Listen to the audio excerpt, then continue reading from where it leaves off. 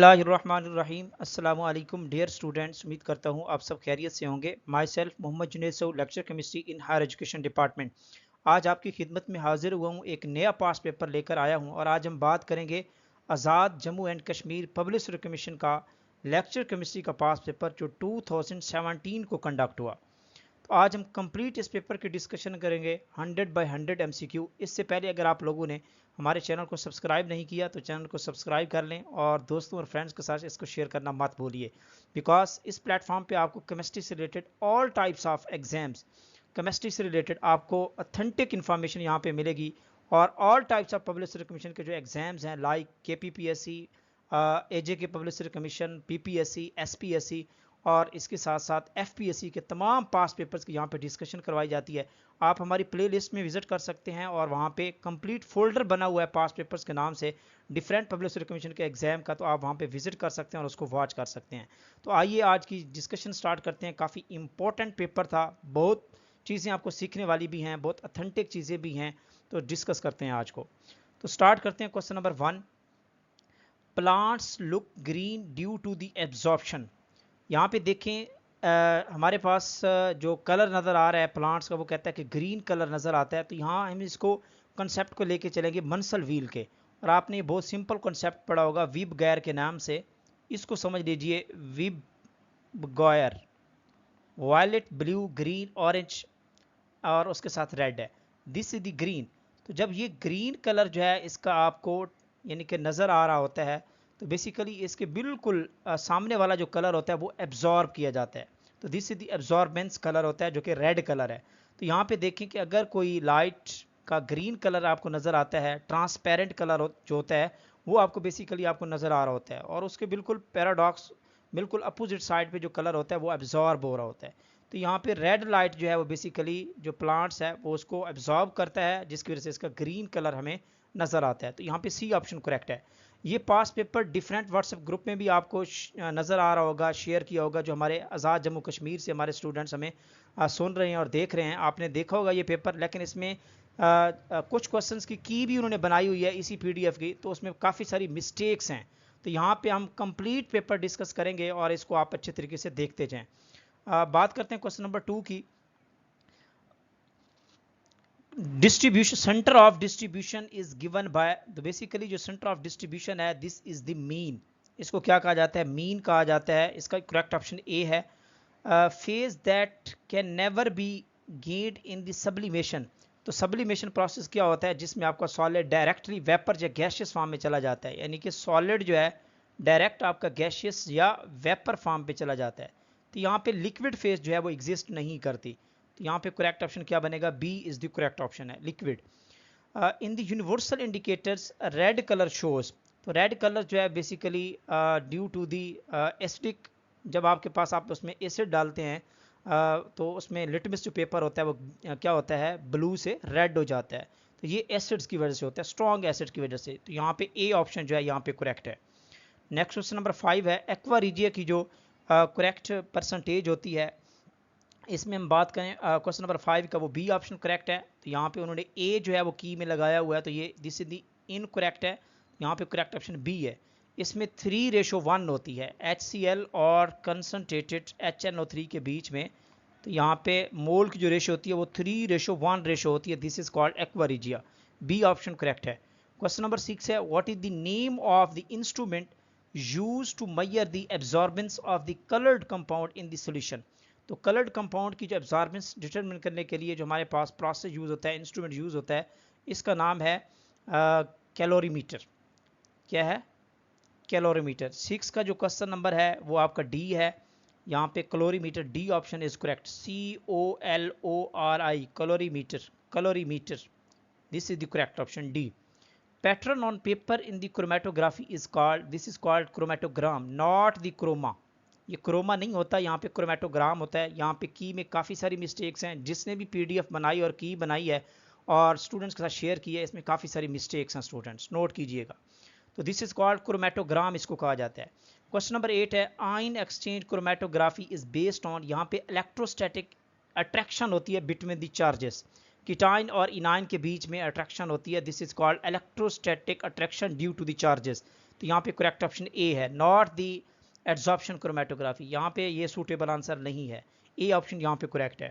Question number 9 है, concentration change during the titration is given by, this is called, इसको क्या कहते हैं, कंडक्टोमीट्री कहा जाता है, नॉट द वोल्टामीट्री। तो concentration change during the titration, तो जितनी कंसंट्रेशन चेंज होती है उसके अकॉर्डिंग जो है इलेक्ट्रिसिटी प्रोड्यूस होती है, तो दिस इज कॉल्ड कंडक्टोमीट्री कहते हैं। 9 का जो करेक्ट ऑप्शन है वो ए है।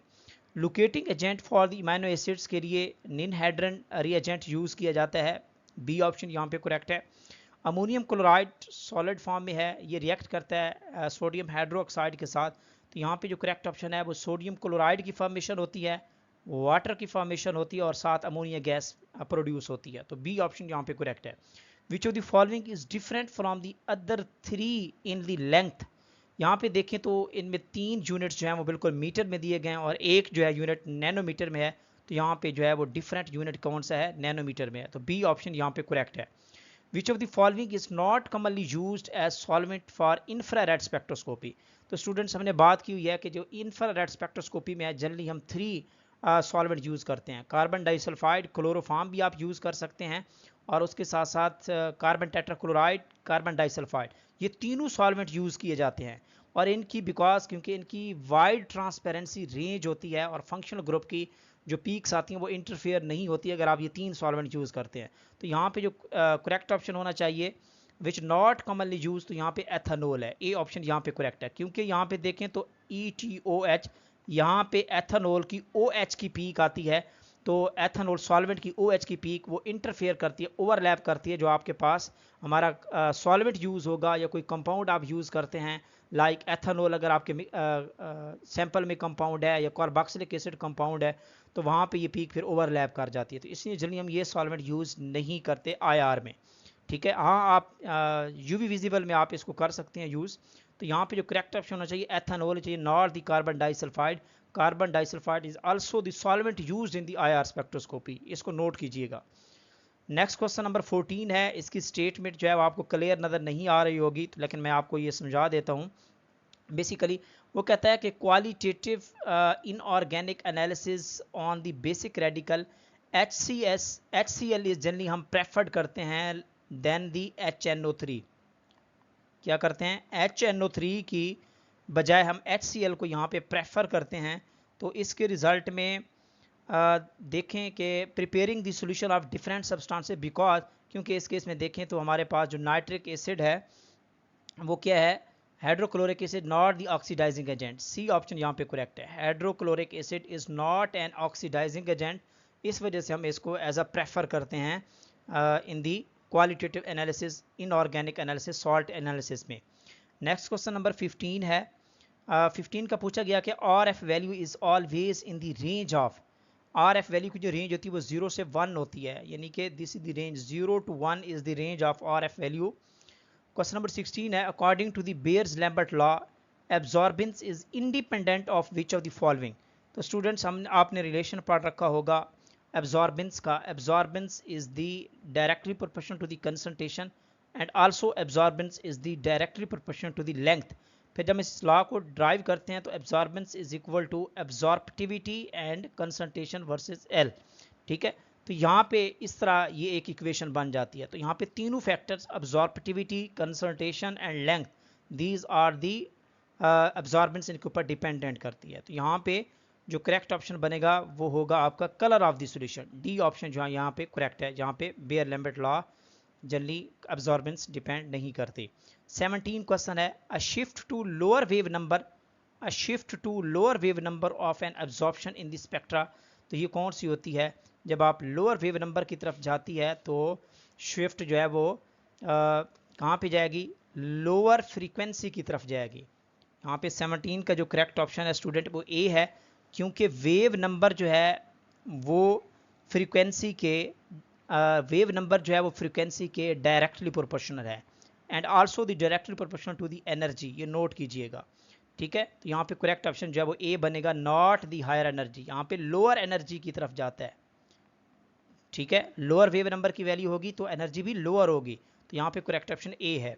क्वेश्चन नंबर 18 है, an absorption in an electronic spectrum is recorded 17,000 per centimetre है। What does the correspond in the nanometre.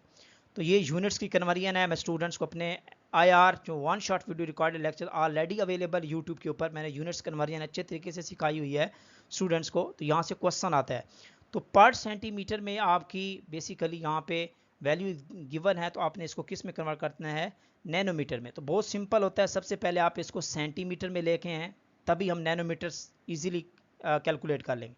जब पर सेंटीमीटर में लेके जाते हैं तो ये बन जाएगा 1 डिवाइडेड बाय 700 सेंटीमीटर में हमने इसको कन्वर्ट कर लिया, क्योंकि इन्वर्स था। अब आप क्या करते हैं, अब आपने देखना है कि आप इसको नैनोमीटर में लेके जाएं। तो नैनोमीटर में किस तरह आप लेके जा सकते हैं कि देखें ये सेंटीमीटर है, जब आप नैनोमीटर में लेके जाते हैं तो 1 डिवाइडेड बाय 700 मल्टीप्लाई करते हैं 10 रेज़ की पावर 7 का जो है गैप होता है। जब आप इसको डिवाइड करते हैं तो एंड पे आपका जो आंसर आता है वो आता है 588 नैनोमीटर, आपका फाइनल आंसर आएगा। तो 588 मीन कि आपका जो करेक्ट ऑप्शन यहाँ पे बनेगा वो सी बनेगा, 590 नैनोमीटर जो है, this is the suitable answer. Okay student, यहाँ पे सी ऑप्शन करेक्ट है। 19 components which have small value of के हैव इन्फिनिटी फॉर। 19 का जो करेक्ट ऑप्शन है वो बी है। यहाँ पे नो स्टेशनरी फेज, वो कंपोनेंट जिनकी स्मॉल वैल्यू ऑफ के होती है डिस्ट्रीब्यूशन कोफिशिएंट की, तो ठीक है, उसमें स्टेशनरी फेज के साथ उनकी जो एफिनिटी होती है वो क्या होती है, वो ग्रेटर होती है। ठीक है, more interaction with the stationary phase अगर होगी तो वो आपका सैंपल जो है, जो आपका कंपोनेंट है, वो ज़्यादा मूव नहीं कर पाएंगे किसके साथ, सॉल्वेंट के साथ, तो इस वजह से उसकी के की वैल्यू लोअर होती है। तो यहाँ पे बी ऑप्शन यहाँ पे करेक्ट है। नेक्स्ट क्वेश्चन 20 है, in gas chromatography the basis for the separation of the components of the volatile material is the difference in the, यहाँ पे जो करेक्ट ऑप्शन है वो ए है, partition coefficient is the correct option है। Which of the following techniques does not involve the electromagnetic vibration. तो यहाँ पे मास स्पेक्ट्रोमीट्री है, यहाँ पे इलेक्ट्रॉन्स की बीम यूज करते हैं, not the correct option D. यहाँ पे सी ऑप्शन करेक्ट है। तो मास स्पेक्ट्रोमीट्री में हम एज अ सोर्स इलेक्ट्रॉन की बीम यूज करते हैं, not the electromagnetic radiations. Okay, यहाँ पे सी ऑप्शन जो है यहाँ पे करेक्ट है। What is the wavelength range of ordinary infrared reason, जो मिडल यानी कि मिड IR रीजन होता है, उसकी रेंज पूछी गई है वेवलेंथ की। तो मैंने लेक्चर्स के अंदर भी बात की थी कि आपको यूनिट्स की कन्वर्जन भी आनी चाहिए। तो ये ऑलमोस्ट 4000 से 400 जो है वो पर सेंटीमीटर में इसकी वैल्यू जनरली हम पढ़ते हैं वेव नंबर के यूनिट में। लेकिन अगर आप इसको माइक्रोमीटर में कन्वर्ट करें तो ये वैल्यू बनती है 0.8 से 2.5 की वैल्यू जाके बनती है। 22 का जो करेक्ट ऑप्शन है बी है, सॉरी बी ऑप्शन यहाँ पे करेक्ट है, ये दिस इज इनकरेक्ट। 2.5 से 16 माइक्रोमीटर की वैल्यू जाके ये बनती है मिड IR रीजन की। तो यहाँ पे B option is the correct. बहुत सारे क्वेश्चन जो की यहाँ पे बनी हुई है वो रॉन्ग की बनी हुई है स्टूडेंट्स, तो आप नोट कीजिए इसको, अच्छे तरीके से इसको सॉल्व करें और इसको फॉलो करें हमारे डिस्कशन को। विच of the following species is detected in the mass spectrometry. तो ये हम generally positively charge ion species को डिटेक्ट करते हैं। अब इतना सिंपल क्वेश्चन भी इन्होंने जो है ना वो रॉन्ग की बना के दिया हुआ है। This is not the radical, यहाँ पे पॉजिटिवली चार्ज स्पीशीज यानी कि कीटाइंस की फॉर्मेशन होती है जनरली, क्योंकि नेगेटिव ग्रिड हम यहाँ पे यूज करते हैं। 24 है, the frequency of transition is 5.4 multiply 10 raise की पावर 15 हर्ट्ज है। यहाँ पे फ्रीक्वेंसी की वैल्यू गिवन है, एफ की वैल्यू गिवन है, यहाँ पे पूछा गया है वेव लेंथ क्या होगी। बहुत सिंपल है, इसकी कैलकुलेशन करें तो 24 का जो ऑप्शन आएगा वो बी ऑप्शन आएगा, 560 नैनोमीटर। क्या आएगा स्टूडेंट, इसका जो करेक्ट ऑप्शन है 24 का वो है 5.5 ऑलमोस्ट मल्टीप्लाई 10 रेज की पावर -8 आता है। तो यहाँ पे बी ऑप्शन यहाँ पे करेक्ट है, बी ऑप्शन। इसको सॉल्व कर लेते हैं।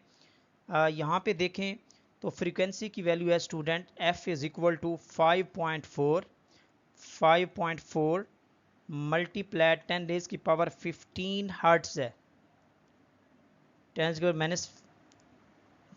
पावर -15 हर्ट्ज है। तो हमने इसको किस में कन्वर्ट करना है, वेव लेंथ में। एंड वी नो दैट कि जो वेव लेंथ का फार्मूला होता है वो होता है C/F, स्पीड ऑफ लाइट, जिसका फार्मूला हो गया 3 मल्टीप्लाई 10 रेज की power 8 divided by 5.4 multiply 10 raise की पावर -15 हो गया। अब आप क्या करें स्टूडेंट्स, 3 को 5.4 पे डिवाइड करें। 3 को जब 5.4 पे डिवाइड करेंगे तो आपका आंसर आ जाता है 0.555 मल्टीप्लाई, अब इस पावर को ऊपर लेके जाएंगे तो 15 प्लस हो जाएगा। जब प्लस हो जाएगा तो ये आपका आंसर, सॉरी ये 15 माइनस नहीं था प्लस था, तो ये ऊपर जाके माइनस हो जाएगा तो 15 में से 8 गया, तो ये आपका 10 रेज की पावर क्या बन जाएगा, 7 बन जाएगा, -7 बन जाएगा।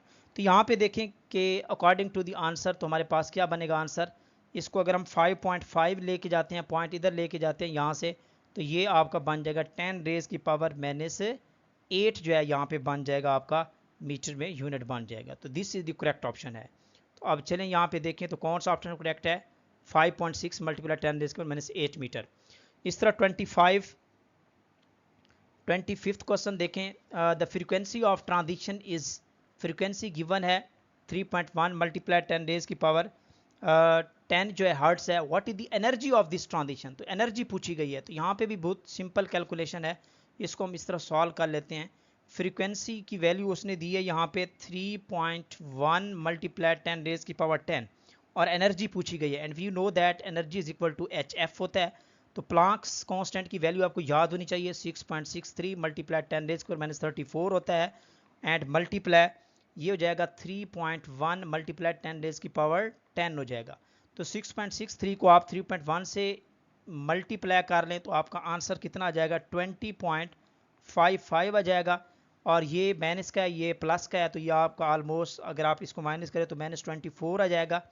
और अकॉर्डिंग टू द आंसर अगर हम इसको देखें तो एनर्जी इज इक्वल टू, अगर पॉइंट को हम इधर लेके जाएं पॉइंट, तो 2.05 मल्टीप्लाई 10 रेज की पावर -23 जो है ये जॉल आंसर आ जाएगा। E is equal to 2.05 multiply 10 raise की पावर -23 जॉल इसका आंसर आएगा। तो करेक्ट ऑप्शन क्या बनेगा देख लेते हैं, 25 का बी ऑप्शन यहाँ पे करेक्ट है, 2.1 सॉरी ये बी ऑप्शन करेक्ट है, 2.1 मल्टीप्लाई 10 रेज की पावर 23 जॉल। नेक्स्ट क्वेश्चन 26 है, which of the following atomic orbitals contain one nodal plane. तो भाई जो हमारे पास p ऑर्बिटल होता है यहाँ पे देखें तो ओनली वन नोडल प्लेन होती है, s की 0 होती है, d की 2 भी होती है, क्योंकि d जो है वो इस तरह की शेप होती है, डबल डम्बल होती है। तो यहाँ पे देखें तो एक नोडल प्लेन यहाँ से गुजरती है, एक यहाँ से गुजर सकती है, तो 2 और 2 से ज़्यादा भी हो सकती है d के केस में, लेकिन p के केस में जो है वो ओनली वन नोडल प्लेन होती है। तो यहाँ पे बी ऑप्शन यहाँ पे करेक्ट होगा, 3py। 27 क्वेश्चन है, correct ordering of electronegativity of the following atoms. 27 का जो करेक्ट ऑप्शन है स्टूडेंट्स वो डी ऑप्शन करेक्ट है। यहाँ पे देखें तो हाइड्रोजन की इलेक्ट्रोनेगेटिविटी ऑलमोस्ट 2.2 होती है, 2.1 होती है, और उसके बाद ऑक्सीजन की होती है ऑलमोस्ट 3.5 होती है, और नाइट्रोजन की ऑलमोस्ट 3 होती है। तो यहाँ पे जो करेक्ट ऑर्डर बनेगा वो आपका D is the correct option है। SO2 belongs to which point group, तो ये आपका पॉइंट थ्योरी से है, ग्रुप थ्योरी से क्वेश्चन लिया गया है, ठीक है। तो यहाँ पे C2V जो है इसका पॉइंट ग्रुप होता है SO2 का, क्योंकि ये बेंट शेप होती है। SO2 बेसिकली यहाँ पे क्या होती है, बेंट शेप होती है। CO2 के केस में देखें तो इसके कितने वाइब्रेशनल मोड्स होते हैं, तो ये IR से क्वेश्चन लिया गया है स्टूडेंट्स की, बार बार मैंने प्रैक्टिस करवाई हुई है। देखें CO2 का मॉलिक्यूल जो है this is the linear molecule, कौन सा है, और लीनियर है, और लीनियर के लिए वाइब्रेशनल मोड कैलकुलेट करने के लिए फार्मूला यूज होता है 3n, क्या यूज करते हैं स्टूडेंट्स, 3n-5। तो n is the number of atom, तो यहाँ पे 3 एटम्स हैं, तो 3 × 3 तो 9-5 इज इक्वल टू 4। तो इसमें टोटल 4 जो है वाइब्रेशनल मोड्स होते हैं। तो बी ऑप्शन यहाँ पे करेक्ट होगा। टोटल 4 वाइब्रेशनल मोड्स होते हैं, इनमें से 2 मोड जो होते हैं वो डीजनरेट होते हैं, बेंडिंग मोड्स होते हैं, इन प्लेन एंड आउट प्लेन। तो ये नोट कीजिएगा, यहाँ पे बी ऑप्शन करेक्ट है। 30 का है, IUPAC name of Na3AgS2O3 twice, इसका आयोपिक नेम पूछा गया है। तो 30 का जो करेक्ट ऑप्शन यहाँ पे बनेगा वो सूटेबल आंसर ए है, सोडियम डाइथायोसल्फेटो एस अर्जेंटेट 1 है। तो यहाँ पे देखें तो यहाँ पे सिल्वर की जो ऑक्सीडेशन स्टेट है वो 1 आ रही है, ठीक है स्टूडेंट। तो यहाँ पे ए ऑप्शन करेक्ट है। 31 है, a molecule that can not be super imposed on its mirror image is said to be exhibit. तो ये क्या है, जिसका सुपर इम्पोज में मिरर नहीं हो जा वो ऑप्टिकली एक्टिव होते हैं, ऑप्टिकल आइसोमेरिज्म शो करते हैं, ठीक है स्टूडेंट्स। तो यहाँ पे बी ऑप्शन यहाँ पे करेक्ट है। The oxidation state of iron in the K4FeCN6, बहुत सिंपल है। तो यहाँ पे देखें तो ये -6 हो गया, ये +4 हो गया, तो आयरन की ऑक्सीडेशन क्या होगी, +2 होगी। तो 32 का जो करेक्ट ऑप्शन बी है। तो यहाँ पे 2+ चार्ज होता है आयरन के ऊपर। The angular shape of ozone molecule consist of, तो ये ओजोन की स्ट्रक्चर कुछ इस तरह होती है, यहाँ पे डबल बॉन्ड होता है, यहाँ पे सिंगल बॉन्ड होता है। तो यहाँ पे देखें तो एक पाई बॉन्ड है और 2 सिग्मा बॉन्ड होते हैं। तो यहाँ पे सी ऑप्शन करेक्ट होगा। Atoms of the elements nitrogen and phosphorus have the same number of valence electron because nitrogen and phosphorus belong to the 15th A group। ये 15th A group से element से belong करते हैं और इनके जो valence electrons होते हैं वो सेम होते हैं। कितने होते हैं? 5 इलेक्ट्रॉन्स होते हैं। नेक्स्ट क्वेश्चन है pick out the pair of species that are iso electronic. आपने यहाँ पे आइसो इलेक्ट्रॉनिक स्पीशीज को चेकआउट करना है। तो 35 का करेक्ट ऑप्शन डी बनेगा। यहाँ पे आप चेक भी कर सकते हैं आइसो इलेक्ट्रॉनिक। यहाँ पे कार्बन डाइऑक्साइड, ठीक है स्टूडेंट्स, तो कार्बन डाइऑक्साइड का चेक करें तो कितने इलेक्ट्रॉन होंगे? 6 और 16, 16 और 6 22 होंगे। कितने हो गए स्टूडेंट्स? 22। नाइट्रोजन के 3 मालिक्यूल है तो 7 होता है, 7 को 21, 21 और एक नेगेटिव चार्ज है तो +1, तो ये भी 22 हो गया। तो ये सेम यानी कि 22 इलेक्ट्रॉन्स हैं इन दोनों कंपाउंड में। These are called iso electronic. D option is the correct.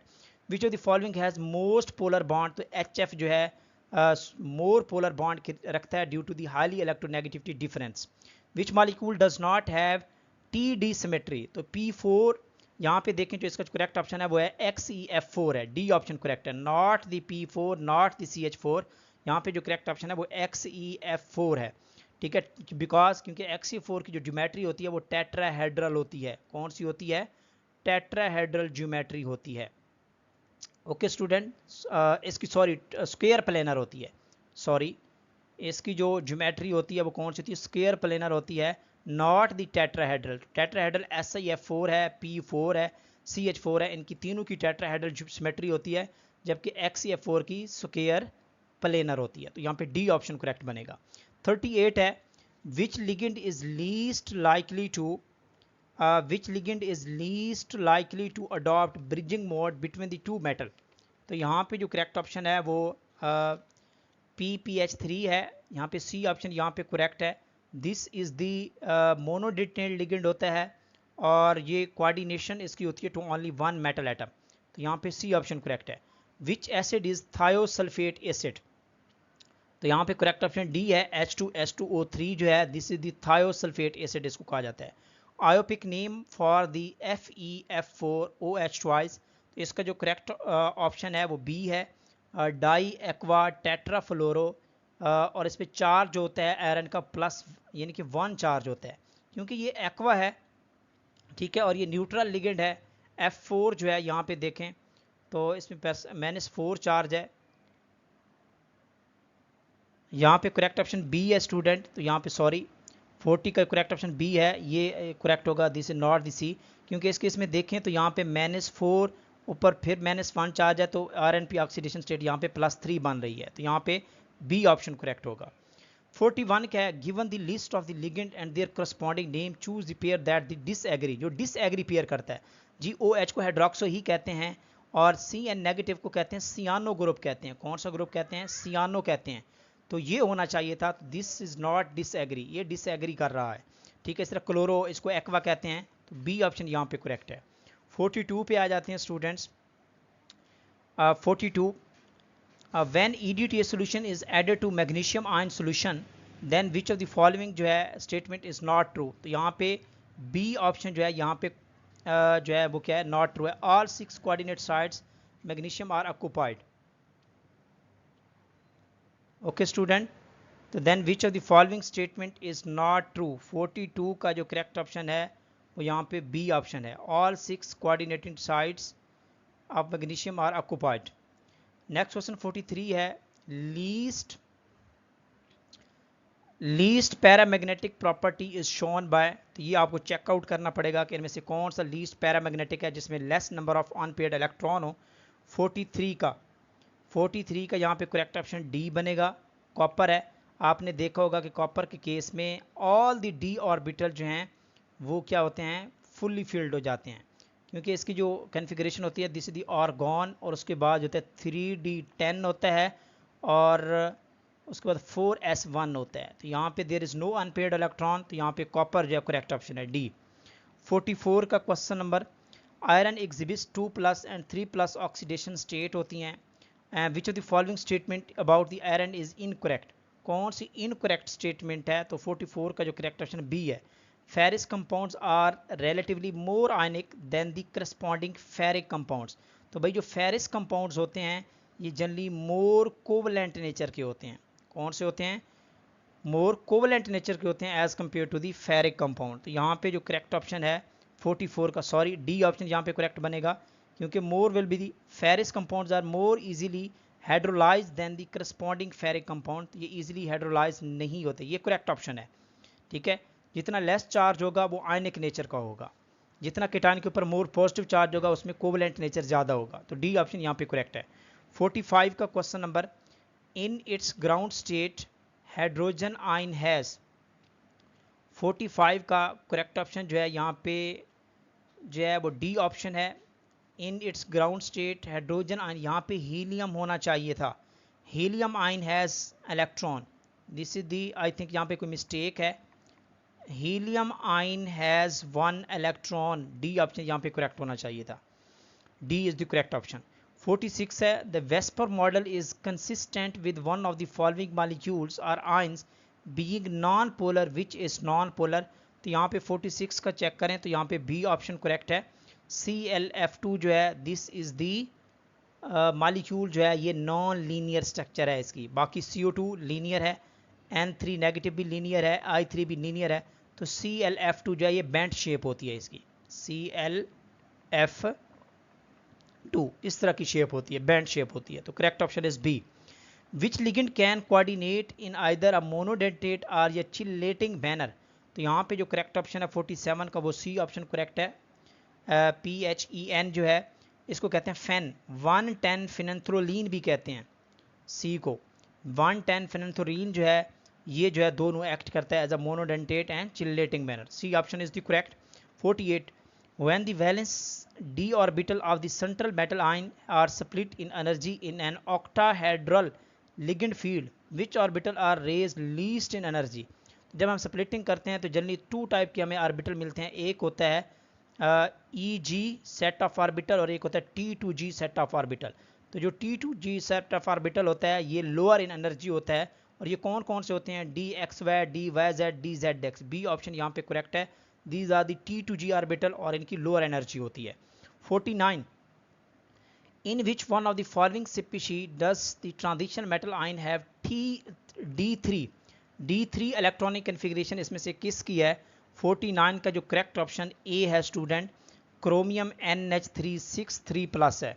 तो यहाँ पे देखें तो ऑलरेडी सबसे पहले आपने चेक करना होता है कि इस पर 3 पॉजिटिव चार्ज है, तो क्रोमियम 3+ में मौजूद है, यहाँ पे Cr3+ में मौजूद है। अब इसकी इलेक्ट्रॉनिक कन्फिग्रेशन करें तो यहाँ पे 3 अनपेयर्ड इलेक्ट्रॉन आपको मिलेंगे डी में। कौन से? 3 अनपेयर्ड इलेक्ट्रॉन मिलेंगे, आपने खुद कैलकुलेट करना है। जबकि कोबाल्ट 2+ जो है इस केस में देखें बी ऑप्शन जो है CO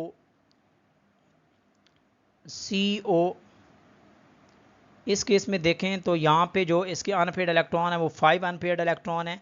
सी में देखें तो कोबाल्ट 3+ है, ये CO3+ इसकी ऑक्सीडेशन स्टेट है। तो यहाँ पे इसके जो अनपेयर्ड इलेक्ट्रॉन है वो टोटल 4 अनपेयर्ड इलेक्ट्रॉन है। और आयरन के केस में देखें तो यहाँ पे Fe के ऊपर 3 पॉजिटिव चार्ज आना चाहिए, और यहाँ पे इसका unpaired electron 5 unpaired electron generally होते हैं। तो सबसे लीस्ट जो है यहाँ पे ए ऑप्शन यहाँ पे करेक्ट है। क्रोमियम का जो कम्प्लेक्स है इसके पास क्रोमियम की ऑक्सीडेशन स्टेट +3 है, और +3 क्रोमियम ऑक्सीडेशन स्टेट में डी में 3 अनपेयर्ड इलेक्ट्रॉन होते हैं। तो ए ऑप्शन यहाँ पे करेक्ट होगा।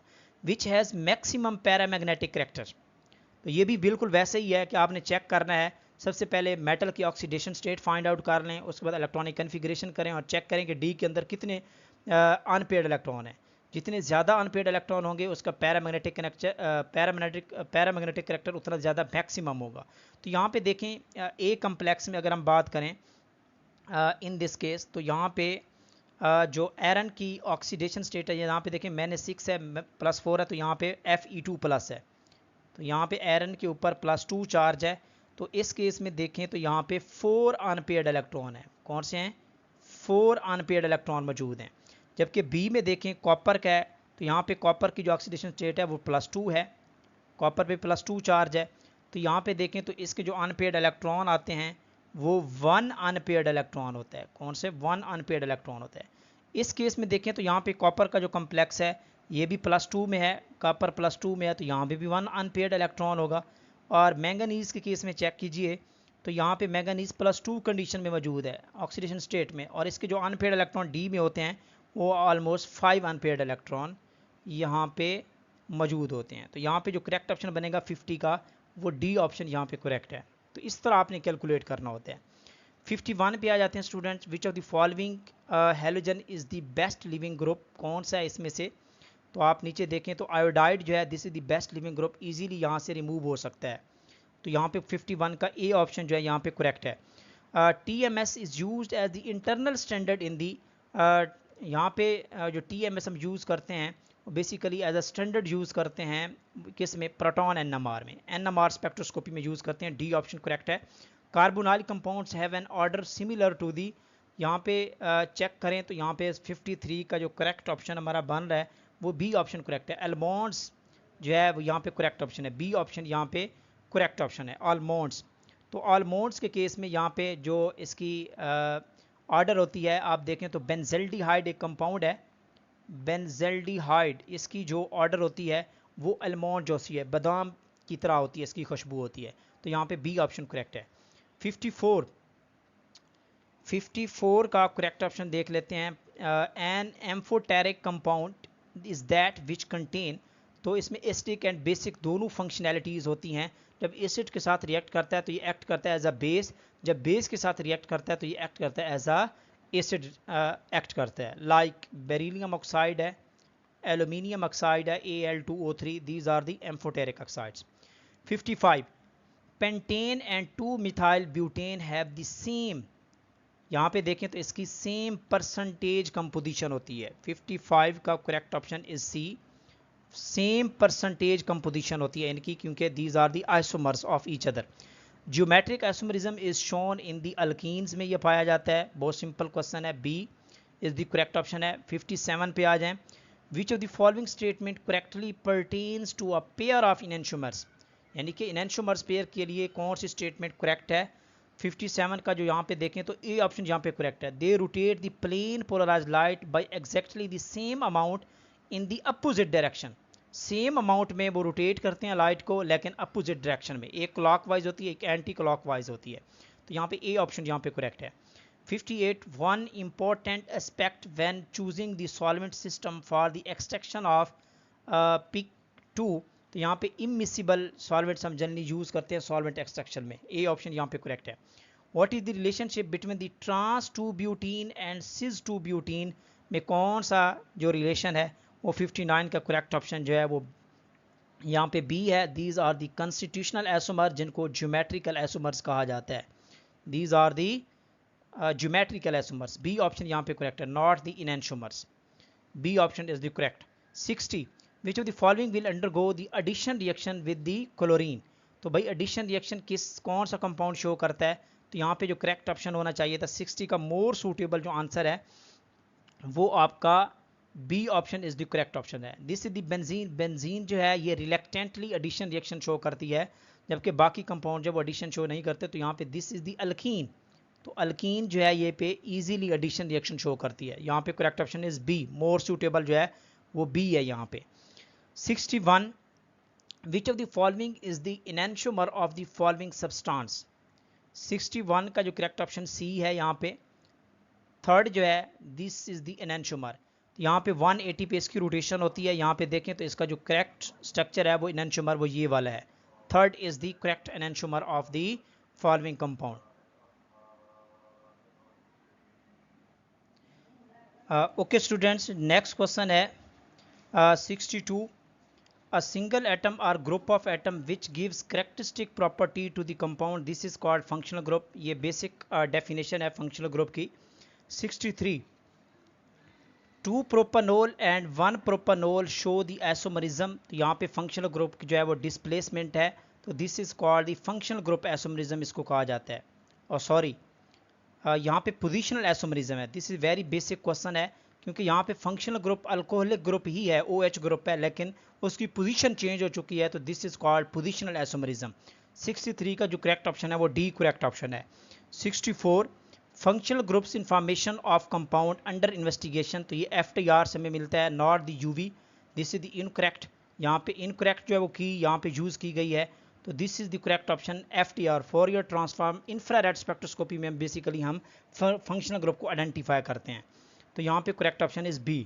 65, a plane of symmetry is a plane passing through an object such that one side of the plane is exactly reflection of the part of the other side, this is called, इसको कहा जाता है mirror plane कहा जाता है। B option यहाँ पे correct है। Absorption of what type of electromagnetic radiation results in the electronic transition किस में होती हैं स्टूडेंट्स? यूवी विजिबल में होती हैं। तो यहाँ पे डी ऑप्शन यहाँ पे करेक्ट है, D is the correct option है 66।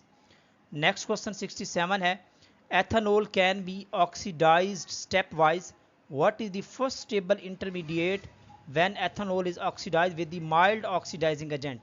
जब आप mild oxidizing agent यूज़ करते हैं तो ethanol is converted into the ethanol में कन्वर्ट हो जाती है। तो यहाँ 67 का जो करेक्ट ऑप्शन है वो आपका C option is the correct है। Which of the following hydrocarbon does not have isomers, तो इनमें से कौन से जो हैं वो आइसोमर्स नहीं रखते? 68 का जो करेक्ट ऑप्शन है वो आपका डी है, प्रोपेन। प्रोपेन जो है दिस इज द आइसोमर, जिसका कोई आइसोमर नहीं होता, ये वो कंपाउंड है जिसका कोई आइसोमर पॉसिबल नहीं है। 69, all nucleophile are, these are the Lewis bases, इनको कहा जाता है ये इलेक्ट्रॉन पेयर को डोनेट कर सकती हैं। 69 का जो करेक्ट ऑप्शन है वो बी है। ओके स्टूडेंट, आप क्वेश्चन नंबर 70 है, what is the correct name for this molecule, ये स्टीरियो केमिस्ट्री से क्वेश्चन लिया गया है, बहुत इंपॉर्टेंट है। तो यहाँ पे देखिए सबसे पहले अगर हम इसकी नेमिंग दें, नंबरिंग दें, तो नंबरिंग कहाँ से स्टार्ट होगी? नंबरिंग यहाँ से स्टार्ट होगी 1 2, जहाँ से ब्रोमीन जो है ग्रुप जो है वो करीब होगा, यहाँ से नंबरिंग हम स्टार्ट करेंगे। तो 1 2 3 एंड दिस इज़ द 4। तो ये हमारे पास बेसिकली ब्यूटेन का यानी कि आइसोमर दिया गया है, सब्स्टिट्यूशन दी गई है। तो यहाँ पे हमने देखनी है कि एस एंड और कन्फिग्रेशन चेक करनी होती है। तो इसका लिए मैंने बहुत शॉर्ट ट्रिक स्टूडेंट्स के साथ शेयर किया हुआ है। तो यहाँ पे थोड़ा सा मैं इसको ब्रीफ कर देता हूँ कि कैसे आपने करना है। तो यहाँ पे चले जाएं, स्ट्रक्चर ड्रा कर लेते हैं। इस तरह की स्ट्रक्चर यहाँ पे गिवन है, सी है, दिस इज दी CH3, ये आपके पास ब्रोमीन ग्रुप लगा हुआ है और यहाँ पे हाइड्रोजन है। इसी तरह इसके साथ दिस इज द कार्बन, यहाँ पे क्लोरीन अटैच है, यहाँ पे हाइड्रोजन है and this is the CH3 है। तो यहाँ पे नंबरिंग तो हमने दे दी है कि this is the 1 2 3 and this is दी 4, जो आम नोमेनक्लेचर में हम नंबरिंग देते हैं। अब हमने एस और आर को जब हमने क्या करना होता है, आइडेंटिफाई करना होता है, तो फिर हम हर डिफरेंट ग्रुप को हम नंबरिंग देते हैं। ठीक है, उसके लिए मैंने ट्रिक बताया हुआ है ऑलरेडी, मेरा लेक्चर नोमेनक्लेचर के ऊपर, RS कन्फिग्रेशन के ऊपर स्टूडियो केमिस्ट्री में ऑलरेडी पब्लिक है और आप प्लेलिस्ट में जाएं, आप इसको वॉच कर सकते हैं। तो यहाँ पे देखें तो सबसे पहले जो फर्स्ट प्रायोरिटी हमने देनी है वो ब्रोमीन को देनी है, तो ये हमारे पास फर्स्ट होगी। फिर उसके बाद इस कार्बन के साथ कार्बन है, कार्बन फर्दर अटैच है, तो ये वाला जो सारा मालिक्यूल है ये बेसिकली इसको 2 प्रायोरिटी देंगे। फिर थर्ड प्रायोरिटी इस ग्रुप होगी, फोर्थ इस पे होगी। और हमने देखा कि अगर फोर्थ प्रायोरिटी हाइड्रोजन पे जाती है तो फिर आपने इसको रोटेट करके देख लेना कौन सी कन्फिग्रेशन बनती है। तो दिस इज दी 1, ये पे 1 है, यहाँ 1 2 एंड दिस इज 3। तो यहाँ पे देखें तो इस तरह की जो रोटेशन है इसको कहते हैं एस कन्फिग्रेशन करते हैं, और अगर इस तरह क्लॉकवाइज हो तो इसको कहते हैं और कहते हैं। तो यहाँ पे देखें तो ये कार्बन जो है इसकी जो कन्फिग्रेशन है वो एस है, एक तो आप नोट कर लें, यानी कि 2 कार्बन के ऊपर भी कन्फिग्रेशन आपकी एस आ रही है। अब इसको चेक कर लेते हैं। तो यहाँ पे देखें डायरेक्ट क्लोरीन के साथ अटैच है, तो this is the first priority. फिर आपका ये वाला सारा ग्रुप जो है इसको हम सेकंड प्रायोरिटी देंगे, फिर थर्ड प्रायोरिटी इसको देंगे, फोर्थ इसको देंगे। फोर्थ पे हाइड्रोजन है तो लीस्ट, अगर हाइड्रोजन लीस्ट प्रायोरिटी जो है वो आपकी हाइड्रोजन पे आएगी, तो उसके अकॉर्डिंग फिर आप देख लीजिएगा this is the 1, this is दी 2 3। तो यहाँ पे जो रोटेशन आ रही है वो भी वैसी ही आ रही है, इस तरह की रोटेशन है, और ये कौन सी एस है। तो इसका मतलब है 2 कार्बन के ऊपर this is the carbon, this is the carbon, तो सेकंड कार्बन थी, थर्ड कार्बन थी, यहाँ पे भी ये सेंटर है, एस कन्फिग्रेशन है, यहाँ पे भी क्या है, एस कन्फिग्रेशन है। तो अब आते हैं इसको देख लेते हैं कि कौन सा करेक्ट ऑप्शन होगा। तो यहाँ पे देखें तो आपका जो करेक्ट ऑप्शन बन रहा है स्टूडेंट 70 का, वो आपका है 2s 3s2 ब्रोमो 3 क्लोरोब्यूटेन, सी ऑप्शन यहाँ पे करेक्ट है। This is the C is the correct option है, ये नोट कर लें इसको। ओके स्टूडेंट, तो यहाँ पे जो करेक्ट ऑप्शन है वो 2s3s2 ब्रोमो, 2 के ऊपर ब्रोमो है, 3 के ऊपर आपका क्लोरीन मौजूद है। तो this is the correct option is C. Okay students, तो अब हम बात कर लेते हैं नेक्स्ट क्वेश्चन नंबर 71 है, rank the following ketone in from order from stable to least stable. तो इनमें से कौन सा स्टेबल कार्बोकीटाइन होगा, जितनी ज़्यादा डीलोकलाइजेशन होगी, ठीक है, शिफ्टिंग ऑफ पाई बॉन्ड जितना ज़्यादा होगा वो आपका कार्बोकीटाइन उतना ज़्यादा स्टेबल होगा। तो यहाँ पे देखें तो 2 बाई बॉन्ड है, तो ये इस कार्बोकीटाइन को पॉजिटिव चार्ज को मोर स्टेबलाइज करते हैं। तो यहाँ पे 4 जो है वो मोर स्टेबल है। फिर यहाँ पे देखें तो पाई बॉन्ड डायरेक्टली अटैच है पॉजिटिव चार्ज के साथ, इस पॉजिटिव चार्ज, और फिर उसके बाद डायरेक्टली पाई बॉन्ड मौजूद है। उसके बाद ये आएगा ऑप्शन, फिर उसके बाद यहाँ पे पाई बॉन्ड है और इसके पास कोई पाई बॉन्ड नहीं है। तो करेक्ट ऑर्डर क्या बनेगा 71 का, वो बी ऑप्शन करेक्ट बनेगा। 4 is the more stabilize, then उसके बाद 3 है, देन 2 है, देन 1 है। तो बी ऑप्शन करेक्ट है। 72 है। ओके स्टूडेंट, क्वेश्चन नंबर 72 की बात कर लेते हैं। Which of the following is the best reagent to promote SN2 reaction. SN2 reaction के लिए स्टूडेंट याद रखिएगा, एक तो आपके पास स्ट्रॉन्ग न्यूक्लियोफाइल का होना ज़रूरी होता है, जितना स्ट्रॉन्ग न्यूक्लियोफाइल होगा SN2 रिएक्शन को प्रेफर करेगा। सेकेंडली हमने ये देखा था कि आपके पास पोलर ए प्रोटिक सॉल्वेंट यूज होना चाहिए, पोलर ए प्रोटिक। यहाँ पे देखें तो इन चारों में से, अच्छा यहाँ पे देखें तो जो ए ऑप्शन है ये टर्शरी ब्यूटाइल ब्यूटॉक्सी और सोडियम ये बल्कि ग्रुप हैं, और जब बल्कि ग्रुप आते हैं तो वो प्रेफरली कहाँ पे क्या हो जाती है, E2 इलिमिनेशन हो जाती है, नॉट दी सब्सटीट्यूशन रिएक्शन। तो यहाँ इन दोनों को निकाल दें, बल्कि ग्रुप होंगे, बल्कि आप बेस यूज़ करेंगे, बल्कि न्यूक्लियोफाइल होगा तो आपका इलिमिनेशन रिएक्शन होगा। यहाँ पे देखें तो इसमें जो सोडियम एथॉक्साइड है, this is the strong base, very very strong base है, तो ये प्रेफर करेगी SN2 रिएक्शन को। और उसके साथ साथ यहाँ पे देखें एथेनॉल है, तो ये जनरली पोलर प्रोटिक सॉल्वेंट ही है, लेकिन हम हमारा जो सूटेबल आंसर बन रहा है यहाँ पे सी ऑप्शन ही है मोर्स जो सूटेबल है। तो this is the C option is the correct है, नॉट दी डी, नोट कीजिएगा। 73 क्वेश्चन है, bromine water does not react with benzene at the room temperature. यहाँ पे करेक्ट ऑप्शन बी है, रूम टेम्परेचर के ऊपर ब्रोमीन जो है, ब्रोमीन वाटर बेंजीन के साथ रिएक्ट नहीं करता, benzene is already stable compound होता है, तो ये जनरली आम टेम्परेचर पे ये रिएक्ट नहीं करती। तो यहाँ पे करेक्ट ऑप्शन जो है वो बी है। 74 the elimination in which both groups are lost from the same carbon, यानी कि एक ही कार्बन से आपका हेलोजन भी चला जाए, एक ही कार्बन से आपका हाइड्रोजन भी चला जाए, तो this is called alpha elimination, इसको कहते हैं। ए ऑप्शन इज द करेक्ट। अगर आपका इस तरह का स्ट्रक्चर हो, यहाँ पे आपका हेलोजन हो, यहाँ से आपका हाइड्रोजन हो, तो अगर ये अल्फा और बीटा से आपके दो ग्रुप्स जाते हैं तो इसको कहते हैं अल्फा बीटा एलिमिनेशन, या उसका सिंपल नाम है बीटा एलिमिनेशन उसको कहते हैं। तो यहाँ पे करेक्ट ऑप्शन ए है। 75 को देख लेते हैं, explain why the two isomers one four dimethyl cyclohexane are achiral. Achiral क्यों है स्टूडेंट, यहाँ पे देखें तो यहाँ पे जिसका कार्बन है एक ग्रुप ये लगा हुआ है और दो ये बिल्कुल सेम ग्रुप लगे हुए हैं, तो यहाँ पे भी सेम है, यहाँ पे भी सेम है, तो there is no chiral centre is present in both compounds, तो जिसकी वजह से ये क्या है, ए कायरल कंपाउंड्स हैं, ए कायरल कंपाउंड्स हैं। तो 75 का जो करेक्ट ऑप्शन है वो आपका D is the correct option, because they have no stereo centre present in either molecule. तो डी ऑप्शन यहाँ पे करेक्ट ऑप्शन है यहाँ पे। ओके स्टूडेंट, नेक्स्ट मूव करते हैं, क्वेश्चन नंबर जो है वो 76 की तरफ मूव करते हैं। Question number 76, which of the following condition is necessary for the reaction to be spontaneous. तो स्पॉन्टेनिटी के लिए आपके पास जो इंट्रॉपी चेंज होनी चाहिए, system plus surrounding less than क्या होनी चाहिए, इंट्रॉपी ग्रेटर देन जीरो होनी चाहिए। तो सिस्टम प्लस सराउंडिंग की जो इंट्रॉपी है वो ग्रेटर देन जीरो होनी चाहिए, तो सी ऑप्शन यहाँ पे करेक्ट होगा। 77, for a spontaneous change in the system at constant temperature and pressure, तो इसमें जो गिब्स इन फ्री एनर्जी होती है वो नेगेटिव होती है, लेस देन जीरो होती है। ए option is the for a spontaneous change, spontaneous change है तो डेल्टा जी की वैल्यू क्या होनी चाहिए, नेगेटिव होनी चाहिए। तो 77 का जो करेक्ट ऑप्शन है वो ए option is the correct option है स्पॉन्टेनिटी के लिए। 77 का जो करेक्ट ऑप्शन है स्टूडेंट्स वो ए ऑप्शन यहाँ पे करेक्ट ऑप्शन है। 78, the amount of heat required to raise the temperature of the unit mass of gas through 1 degree at the constant volume is called specific heat at the constant volume, इसको कहा जाता है। A option यहाँ पे correct है।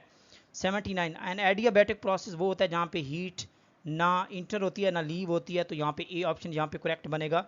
ए option is the correct. 80 the entropy in the irreversible cyclic process, very important, काफ़ी सारे student यहाँ पे कंफ्यूज होते हैं।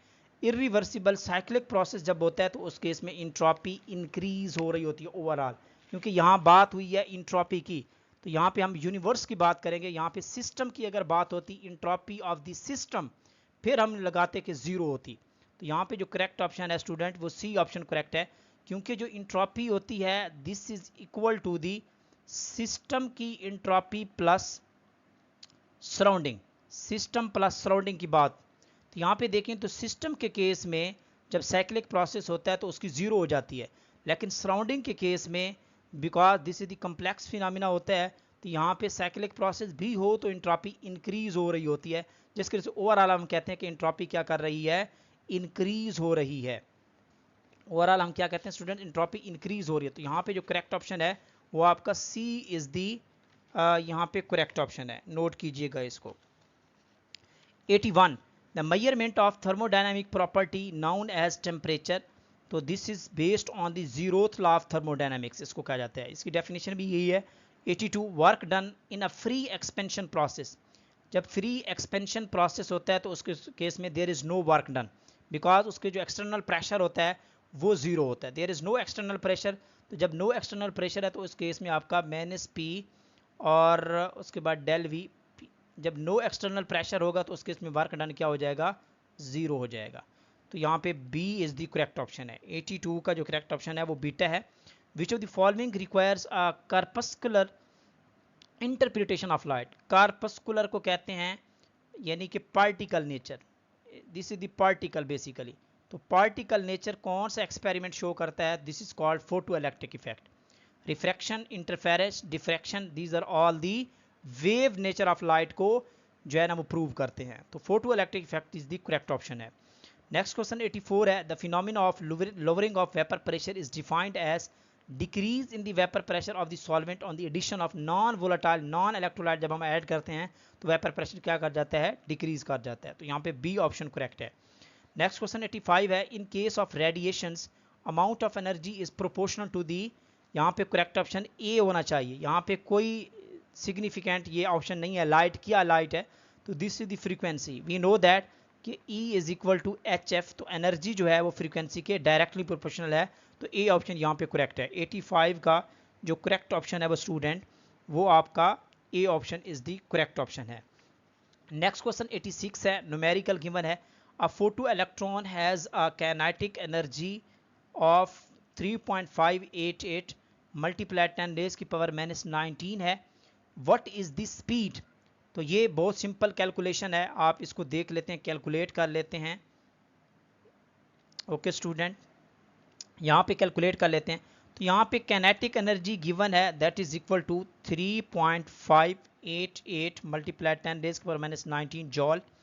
और इसके साथ देखें तो फार्मूला हमारा यूज़ होता है, हम वी नो दैट कि 1/2 mv का स्क्वायर, तो यहाँ पे 2 को मल्टीप्लाई करें तो mv का स्क्वायर इज इक्वल टू, ये बन जाएगा 2 कैनेटिक एनर्जी बन जाएगा, और हमने क्योंकि v का स्क्वायर लेना है तो 2 kinetic energy divided by m, और हमने वेलोसिटी निकालनी है, स्पीड निकालनी है, तो हमारा फार्मूला क्या बन जाएगा, 2ke/m की अंडर रूट। तो ये आपने सिंपल वैल्यूज पुट करनी है, 2 मल्टीप्लाई कैनेटिक एनर्जी दी हुई है वैल्यू 3.588 मल्टीप्लाई 10 रेज पर -19 divided by mass of electron कितना होता है स्टूडेंट, 9.1 मल्टीप्लाई 10 रेज पर -31 होता है। अब ये सारे फैक्टर्स को आप डिवाइड जब करते हैं, ठीक है स्टूडेंट, और इसके रिजल्ट में आपको फाइनल आंसर मिल जाता है ये ऑलमोस्ट 888 मल्टीप्लाई 10 रेज के power 3 metre per second almost इसकी वैल्यू आती है। तो यहाँ पे देखें तो इसका सूटेबल करीब करीब ऑप्शन कौन सा बनेगा, तो वो आपका बनेगा B option is the correct. 883.9 multiply 10 raise की power 3 metre per second is the correct option है, B option is the correct option है। 87 है, what is the degeneracy of the energy level, energy level की degeneracy level जब n की value 6 होती है तो उस केस में क्या आंसर आ सकता है, तो this is the formula of n की power 2, number of degeneracy is equal to n की पावर 2। तो यहाँ पे 6 वैल्यू है तो 6 का आप स्क्वायर लेंगे तो this is equal to 36 is the correct option है सी। 88 है in determining kinetic equation of the gases velocity of all molecule is not equal so we use, इसके लिए हम फिर क्या यूज करते हैं, मीन स्क्वायर वेलोसिटी कहते हैं। ठीक है, इसके लिए क्या करेंगे, रूट मीन स्क्वायर वेलोसिटी हम यूज करते हैं, तो यहाँ पे बी ऑप्शन करेक्ट है 88। नेक्स्ट क्वेश्चन 89 है मोलर कंसंट्रेशन ऑफ सॉल्यूशन, यहाँ पे 89 का जो करेक्ट ऑप्शन है वो सी है, more than the molarity of solution. जो मोलैलिटी, क्योंकि जो मोलर सॉल्यूशन होता है ये वेरी वेरी डाइल्यूट सॉल्यूशन होता है, लेकिन इसकी concentration is less than the molar concentration, तो यहाँ पे सी ऑप्शन करेक्ट है। A homogeneous mixture of pair of benzene and toluene, यहाँ पे देखें तो जो बेंजीन और टोलिन का जो मिक्सचर होता है this is the ideal solution. ये कौन सा बनाता है, आइडियल सॉल्यूशन बनाता है। तो इस केस में अगर हम देखें तो यहाँ पे ऑप्शन होना चाहिए था कि there is no deviation from the Raoult's law, लेकिन ये ऑप्शन गिवन नहीं है, लेकिन इससे करीब तरीन अगर हम ऑप्शन देखें तो वो क्या है, a very very small deviation from the Raoult's law, तो यहाँ पे सी ऑप्शन यहाँ पे करेक्ट बनेगा। विच of the following statement about the order of reaction is true, कौन सी स्टेटमेंट ऑर्डर ऑफ रिएक्शन हमेशा एक्सपेरिमेंटली डिटरमिन होता है, तो ए ऑप्शन यहाँ पे करेक्ट है। 92 half life period of second order reaction, तो इसकी हमने इक्वेशन भी ड्रॉ की थी, तो T1/2 is the inversely proportional to the Ka। तो यहाँ पे देखें तो इनिशियल कंसंट्रेशन के ये बिल्कुल इनवर्स रिलेशन होता है, तो यहाँ पे करेक्ट ऑप्शन क्या बनेगा, D is the correct option है यहाँ पे, not the A option, D is the correct option, 92 का डी करेक्ट ऑप्शन है। नेक्स्ट क्वेश्चन 93 है according to the collision theory of reaction rates, collision theory के according अगर हम देखें तो rate of chemical reaction is proportional to the number of effective collision, तो यहाँ पे डी जो है ये मोर सूटेबल आंसर है, 93 का D is the correct option है। 94 है the outer most electronic configuration of the most electronegative element, तो मोस्ट इलेक्ट्रोनेगेटिव एलिमेंट फ्लोरीन होता है, इसकी आउटर मोस्ट इलेक्ट्रॉनिक कन्फिग्रेशन करें तो यहाँ पे देखें तो 1s2 ns2s2 और 2p के अंदर 5 होते हैं, तो यहाँ पे C is the correct option है, यहाँ पे C is the correct option. 95 what is the root mean square speed of the methane molecule in the sample of 25 degree, temperature 25 degree दिया गया है, तो इसमें वो कहता है कि रूट मीन स्क्वायर स्पीड आपने मीथेन की डिटरमिन करनी है, तो ये भी न्यूमेरिकल है, तो ये आप इजीली कैलकुलेट कर सकते हैं। तो चलते हैं इसको थोड़ा सा कैलकुलेट जाके करते हैं। तो ये देखिए स्टूडेंट, जो रूट मीन स्क्वायर स्पीड का फार्मूला होता है हमारे पास, वो होता है C root mean square is equal to 3RT/m। यहाँ पे नोट कीजिएगा R की वैल्यू आपने पुट करनी है 8.3, 3 मल्टीप्लाई 8.31 मल्टीप्लाई टेम्परेचर आपका 25 डिग्री है, तो 25 प्लस आप 273 करेंगे तो ये 298 केल्विन हो जाएगा। और मोलर मैस जो है, यहाँ पे आपने मोलर मैस स्टूडेंट याद रखना है, आपने किलोग्राम पर मोल में पुट करना होता है। नेक्स्ट जब भी न्यूमेरिकल है तो आपने नोट करना है मोलर मैस किलोग्राम पर मोल, जबकि जो मीथेन का मोलर मैस होता है वो होता है 16 ग्राम पर मोल। तो जब इसको किलोग्राम पर मोल में कन्वर्ट करते हैं तो आंसर आएगा 0.016 किलोग्राम पर मोल, इस वैल्यू में आएगा। तो ये वैल्यू आपने जाके यहाँ पे पुट करनी है। जब आप पुट करेंगे, इसको सॉल्व करेंगे, तो आपका फाइनल जो आंसर आएगा वो आएगा 681.34 मीटर पर सेकंड, आपका ये आंसर आएगा। तो ये आपने याद रखना है, मोलर मैस आपने किलोग्राम पर मोल में की वैल्यू पुट करनी है यहाँ।